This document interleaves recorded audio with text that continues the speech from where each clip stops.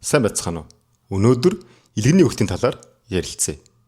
Илгэний өглөлт нь нэг өдөр гинт үүсдэг үү?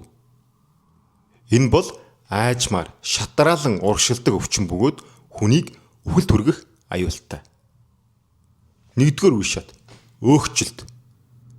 Илгэний эсүүдэд өөгтөөс хуримтлагдана. Ихэнхдээ бид ямар нэгэн шинж тэмдэг илэрхгүй. Энэ үед буцаад хэвийн болох боломж өндөр бөгөөд хооллолт, дасгал хөдөлгөөн, жингээ асахад шууд үр дүн гарна. Хоёрдугаар үе шат. Өөгтлөлт дээр үрвсэл нэмэгдэнэ.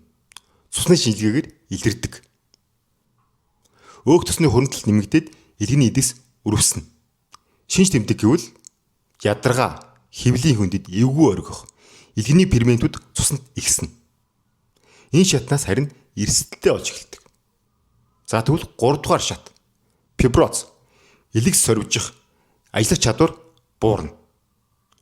Үрвсэл удаан үргэлжилснээр илгэний эрүүл эд сорвижиж эхэлнэ. Сорвижсан хэсэг ажиллахгүй болж илгэний ачаал нэмэгддэг. Хэрвээ энэ үед арга хэмжээ авахгүй бол эргээд бүрэн идэхэд хэцүү болно. 4-р үе шат.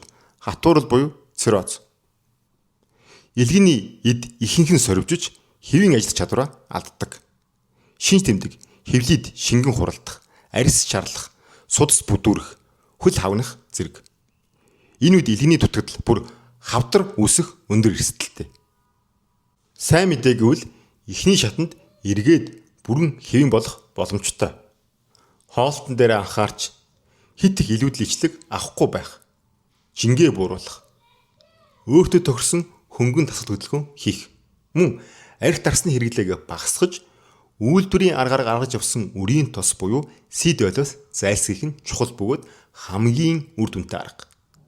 Харамсалтай нь дараагийн шатанд зөвхөн хяналт эмчилгээг сонголтол үлддэг. Эцсийн шатанд найдвар том баг.